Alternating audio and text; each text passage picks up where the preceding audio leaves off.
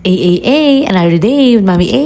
Last day na ng day off ng mami nyo. At bukas babalik na naman tayo sa pagiging office girl. Kaya naman ipinahinga ko talaga yung buong maghapon. Sa mga oras na yan ay pinabili ko ng gata si Daddy J. Nagre-request kasi yung kuya namin ng chicken curd. Habang hinihintay ko nga siya, may napansin akong uwak. Ewan ko nga ba kung uwak yun. Oh, pala, nandiyan na pala si Daddy J. Dalawa ta. Feel na feel ko nga pagkain, nakatakas na pala yung alaga po. Kayo mag-alala, hindi pa naman kalsada. Pero kung di ko nahabol, baka sa kalsada siya napunta. Charot lang. Tinuro ko nga kay Daddy J yung nakikita kong ibon. Sa mga marites dyan, ito yung nakikita namin.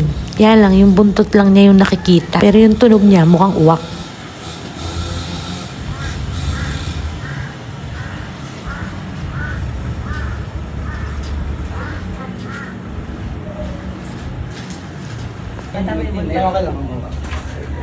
At dahil nga confirm na chismosa kayo, charot, balik tayo sa pagkain. Kain tayo. May nagbigay sa amin ng banana loaf. Hindi ko nasasabihin na si Maring Bernadette yun. Thank you nga pala. Kain ako ng kain samantalang si Daddy J kung ano nung nagawa. Ito yung nilolook forward ko kapag day off ko. Yung bang chill-chill lang. Pantanggal pagod ba? Madalas nagvi-video kay kami mag-asawa. Bukod sa yun ng banding na, ito na rin yung paraan para tanggalin namin yung stress namin. Natanggal yung stress namin napunta sa kapitbahay. Charot! Ganun talaga. Ikaw na lang hahanap ng pwede mong paglibangan. Ulad ko, ito libangan ko.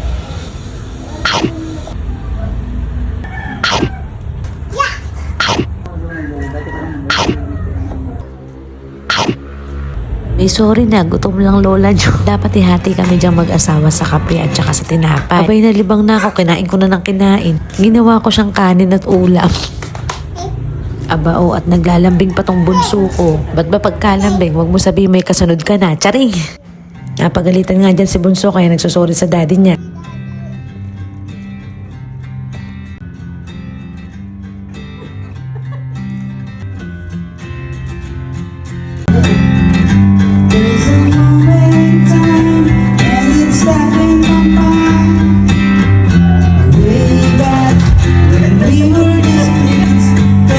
Natawa lang ako at parang may sumabit yata, Daddy J. O ayan, panay-panay na may subo ko. Hindi ko talaga tatantanan yan hanggat hindi ubos.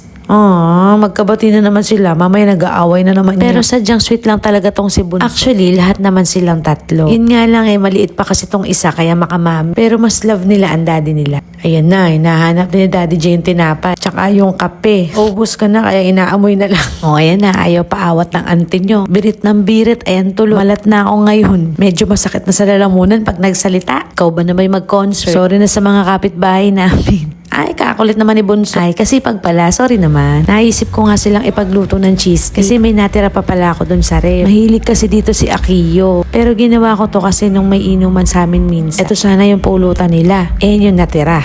Hindi kain na, may merienda pa kami, di ba?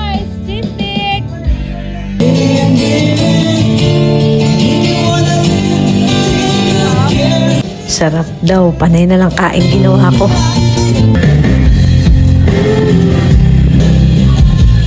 Ganto sana lagi pag day off, no? Kaya lang pag nag-iyakan ng mga anak ko, wala na. O paano, yan muna for today. Ito ulit si Mami A. Follow for more. Bye!